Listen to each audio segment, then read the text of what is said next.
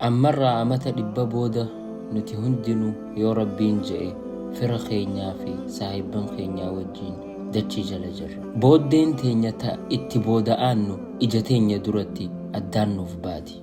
Mana keenya nama nuti hin beeyneetu jiraachuu ta'a. Hojii teenya, qabeenya keenya nama biraa harkaa qabaata. Waa'ee keenyaa waan takkallee namni yaadatu hin jiru. Eenyutu amma nu keessaa akaakuu abbaa isaa yaadata. Namuma waa xiqqootu waraqaa irratti nu lakkaawwata. Maqaan keenyaa fi bifti teenya illee ni irraanfatamti. Namni akkana naan jee jennee maaliif sodaanna?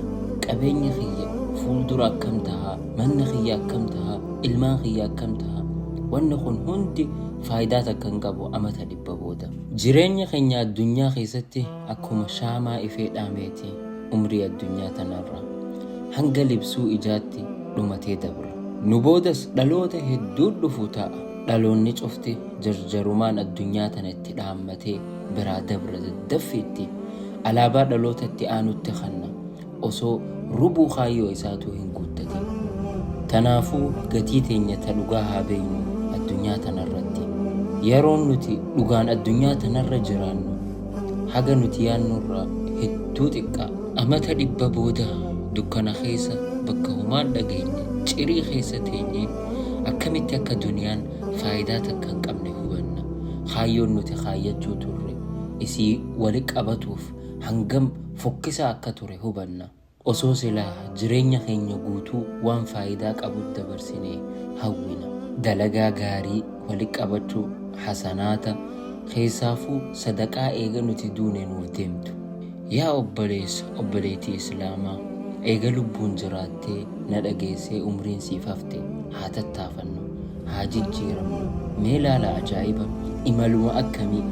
Imala duyda abbaatirraa eegaltee garaa haadhaa seentee, garaa haadhaatirraa duyda dachiirra baatee, duyda dachiisarraa garaa dachii seentee, garaa dachiiti keessaa baatee gara guyyaa galataa baata.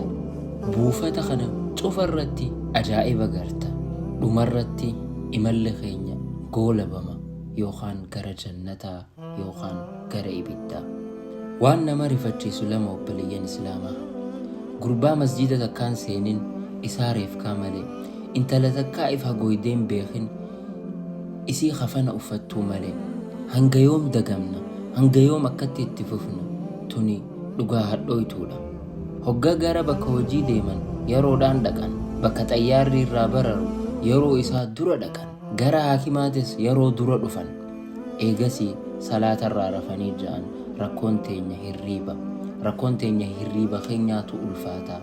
Lakki akkuma Rabbiin jeesani dubbiini jiruu addunyaa tana irra jaalattanii, jiruu addunyaa tanaaf dursa kennitanii. Anaa fi sii fi nama nu boodaatiif illee barnoota. Dabruuf teenya addunyaa tanarra guyyaa tokko waa hunda dhiifnee biraa deemna.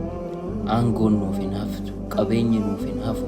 Dalagaa teenyaa fi gaarii nuti dalaganne nu boodaa nuuf dubbatamtu qofaan nu hafa. Yaa Rabbi khaatimaa gaarii isa kadhanna. Haala nurraa jaalattee jirtuun si waliin wal nu garsiisi yaa Allah. Du'aa hin dagatina.